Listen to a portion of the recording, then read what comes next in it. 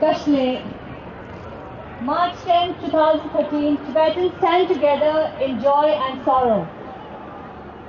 I'm here to say a few words on behalf of the Tibetan Women's Association in Ontario. Today marks the most important day for all Tibetans, those inside Tibet, and as well as those around the world. It's the 54th Tibetan Uprising Day. As I stand here amongst you all in Dundas Square, we're standing together in total. I actually realize, how fortunate we are standing here together, all of us together in a free Canada where we're able to express our freedom of speech. And we in this free world are here to amplify our voices on behalf of all the voiceless Tibetans inside Tibet. We're here united, and that's really a great thing, I think, since we all are here since morning. The oppressive policies of the Chinese government in Tibet continuously push Tibetans from all walks of life to self-immolate. Since 2009, 107 Tibetans inside Tibet have set themselves on fire in protest. The unified demands of all the self-immolators call for the freedom of Tibet and return of His Holiness the Dalai Lama to Tibet. We take this opportunity to remember and honor the great sacrifices that all these martyrs have made to preserve our culture, identity and freedom, while at the same time we understand the grave loss the family members of the self-immolators must have felt. This is really sad. Imagine our family members setting themselves on fire. That's not, we all realize how important our lives are. And it's only the last resort that someone would set themselves on fire. And so we know human rights issues is very bad in Tibet. We continue to stand resolutely united in our desire to raise the awareness of the international community.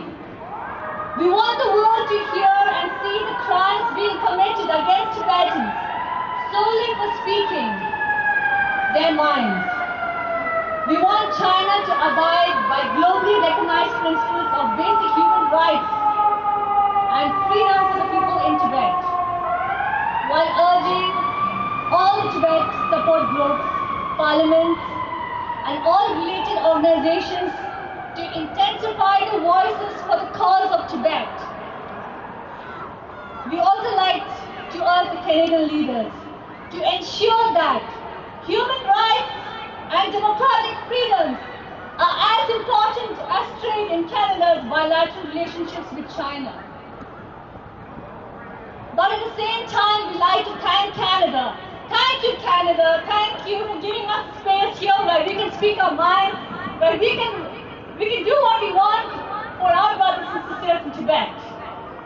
And on behalf of the Tibetan Women's Association, I can't thank you guys enough for coming here, all of us together, standing together for our brothers and sisters who have given their lives. As you can see, everything is laid in front of us. And so in all solidarity, the Tibetan Women's Association of Ontario greatly feel for all our brothers and sisters in Tibet who have given their lives and those who are still struggling inside Tibet. We cannot thank you enough. We love you very much and we hope that truth will prevail. Truth will prevail, that's true. Everyone knows it's just a matter of days or years. But as united we are, we only can get stronger and stronger. Thank you all, thank you Canada, thank you everyone for coming. And I wish, sorry I'm not reading this actually, but eventually I'd like to say long live His Holiness the Dalai Lama, long live. We wish you long life and we wish for a free Tibet. Pig yellow! Pig yellow! Pig yellow! Free Tibet! Free Tibet! Free Tibet! In the end, I'd like to say, on March 12th, it's the Tibetan Women's Day. We'd like to urge all our brothers and sisters in Toronto to please come and show your support. We have a candlelight vigil starting at 5:30 in front of Parkdale School.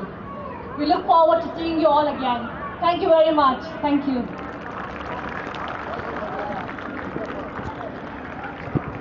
Thank you, Namgyala.